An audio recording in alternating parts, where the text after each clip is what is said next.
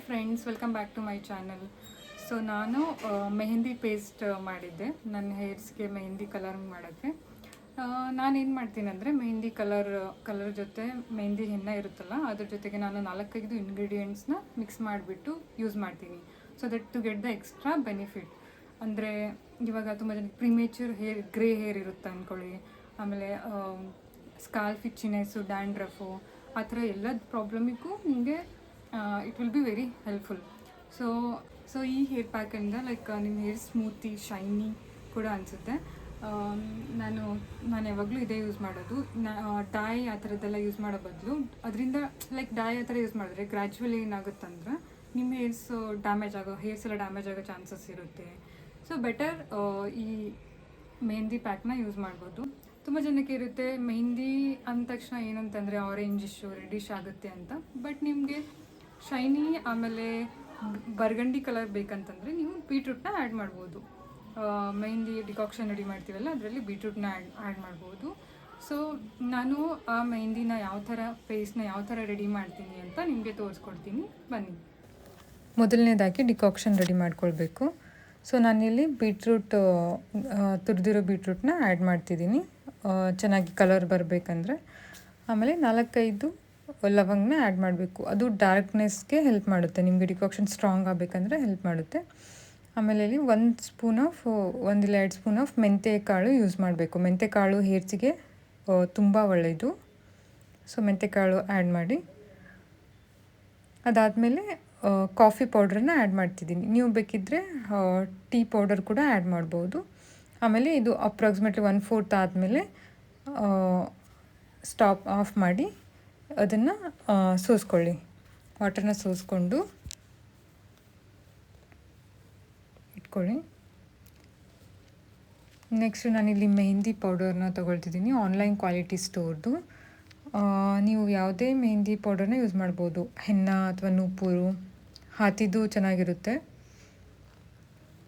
Next ಬಂದುಬಿಟ್ಟು ಬ್ರಿಂಗ್ರಾಜ್ ಪೌಡರ್ನ use ಮಾಡ್ತಿದ್ದೀನಿ. Bhringraj powder king of hair herbs ಅಂತ ಕರೀತಾರೆ. ಇದು ತುಂಬ ಒಳ್ಳೆಯದು ಆ್ಯಕ್ಚುಲಿ ಹೇರ್ ಗ್ರೋತಿಗೆ, ಆಮೇಲೆ ಹೇರ್ ಫಾಲ್ ರೆಡ್ಯೂಸ್ ಮಾಡುತ್ತೆ, ಹೇರ್ ಸ್ಟ್ರೆಂಥನಿಂಗ್ ಮಾಡುತ್ತೆ. ಇದು ತುಂಬ ಒಳ್ಳೆಯದು ಹೇರ್ಸಿಗೆ. ಸೊ ಇದನ್ನು ಯೂಸ್ ಮಾಡ್ತಿದ್ದೀನಿ. ನೆಕ್ಸ್ಟ್ ಬಂದುಬಿಟ್ಟು ಆಮ್ಲಾ ಪೌಡರು. ಆಮ್ಲಾ ಪೌಡರ್ ಅಂದರೆ ನೆಲ್ಲಿಕಾಯಿ ಪೌಡರ್ ಇರುತ್ತಲ್ಲ ಅದು.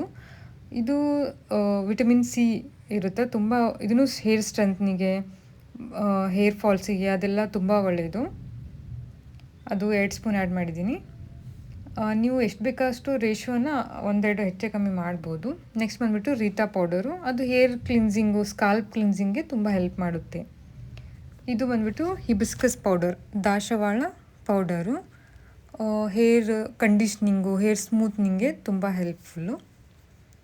ಅದೆಲ್ಲ ಪೌಡರ್ನ ನೀವು ಚೆನ್ನಾಗಿ ಮಿಕ್ಸ್ ಮಾಡಿಕೊಳ್ಳಿ ಫಸ್ಟು. ಸೊ ಮಿಕ್ಸ್ ಮಾಡಿ ಎಲ್ಲ ನೀಟಾಗಿ ಮಿಕ್ಸ್ ಆದಮೇಲೆ ನೀವು ನಿಧಾನಕ್ಕೆ ಡಿಕಾಕ್ಷನ್ ಏನು ರೆಡಿ ಮಾಡ್ಕೊಂಡಿದ್ವಲ್ಲ ನಾವು, ಆ ಡಿಕಾಕ್ಷನ್ನ ನಿಧಾನಕ್ಕೆ ಆ್ಯಡ್ ಮಾಡ್ತಾ ಮಿಕ್ಸ್ ಮಾಡ್ತಾ ಹೋಗಿ. ಸೊ ಇದನ್ನು ತುಂಬ ಪೇಷನ್ಸ್ಲಿ ಮಿಕ್ಸ್ ಮಾಡಬೇಕಾಗುತ್ತೆ. It takes time. ಚೆನ್ನಾಗಿ ಮಿಕ್ಸ್ ಮಾಡಬೇಕಂದ್ರೆ ತುಂಬ ಆರಾಮಾಗಿ ಟೈಮ್ ತೊಗೊಂಡು ಚೆನ್ನಾಗಿ ಮಿಕ್ಸ್ ಮಾಡಬೇಕು. ಮಿಕ್ಸ್ ಮಾಡಿ ನೈಟೆಲ್ಲ ಈ ಥರ ಇಟ್ಟರೆ, ಸೊ ನೋಡಿ ಇದು ನೆಕ್ಸ್ಟ್ ಡೇಗೆ ನನಗೆ ಈ ಥರ ಪೇಸ್ಟ್ ಸಿಕ್ಕಿದೆ. ತುಂಬ ನೀರು ಹಾಕಬಾರ್ದು. ಸೊ ನಿಮಗೆ ಎಷ್ಟು ಹಚ್ಕೊಳ್ಳೋಕ್ಕೆ ಮೆಹಂದಿ ಆ ಥರದ್ದು ಹದ ಬೇಕು ಆ ಥರದ್ರಲ್ಲಿ ಇಟ್ಕೋಬೇಕು.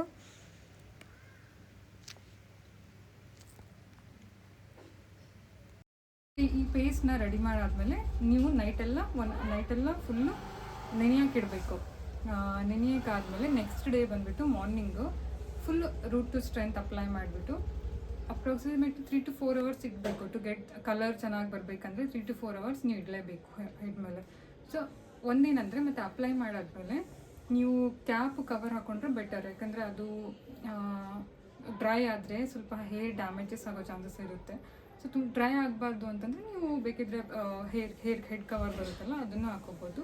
ಒಂದು ಕವರನ್ನು ಹಾಕ್ಕೊಂಡ್ಬಿಟ್ಟು 3-4 ಅವರ್ಸ್ ಇಟ್ಬಿಟ್ಟು ಪ್ಲೇನ್ ವಾಟರಿಂದ ವಾಶ್ ಮಾಡಿ. ಫಸ್ಟ್ ಡೇ ಏನು ಮಾಡಬೇಕು, ಮೆಹಂದಿ ಪ್ಲೇನ್ ವಾಟರಿಂದ ವಾಶ್ ಮಾಡಬೇಕು.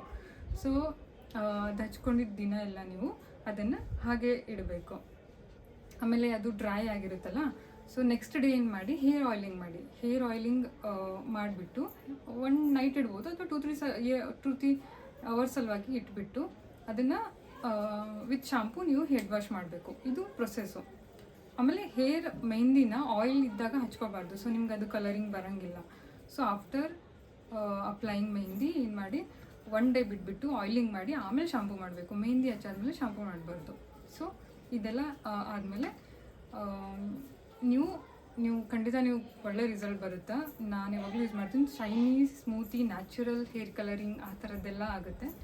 ಸೊ ಟ್ರೈ ಮಾಡಿ. ಈ ವಿಡಿಯೋ ಇಷ್ಟ ಆದರೆ ಲೈಕ್, ಆಮೇಲೆ ಸಬ್ಸ್ಕ್ರೈಬ್ ಮಾಡಿ. ಸೊ ಆಮೇಲೆ ಲಾಸ್ಟ್ ವಿಡಿಯೋಗೆ ತುಂಬ ಪ್ರೀತಿ ಕೊಟ್ಟಿದ್ದೀರಾ. ನಾನು ಫಸ್ಟ್ ವಿಡಿಯೋಗೆ ಎಲ್ಲರೂ ತುಂಬ ಪ್ರೀತಿ, ನನಗೆ ಪಾಸಿಟಿವ್ ರೆಸ್ಪಾನ್ಸ್ ಬಂದಿದೆ. ನನಗೆ ತುಂಬ ಹ್ಯಾಪಿ ಆಗ್ತಿದೆ. ಸೊ ಈ ಥರದ್ದೆಲ್ಲ ಇನ್ನೂ ಮೋರ್ ಕಂಟೆಂಟ್ಸ್ನ ನಾನು ಟ್ರೈ ಮಾಡ್ತೀನಿ. ಸೊ ಪ್ಲೀಸ್ ಕಮೆಂಟ್ ಮಾಡಿ, ನೀವು ಈ ಥರ ಟ್ರೈ ಮಾಡಿದರೆ ನಿಮ್ಗೆ ಯಾವ ಥರ ರಿಸಲ್ಟ್ ಬಂತು ಅದೆಲ್ಲ ಕಮೆಂಟ್ ಮಾಡಿ ಪ್ಲೀಸ್ ತಿಳಿಸಿ. Yeah, thank you for watching. Bye.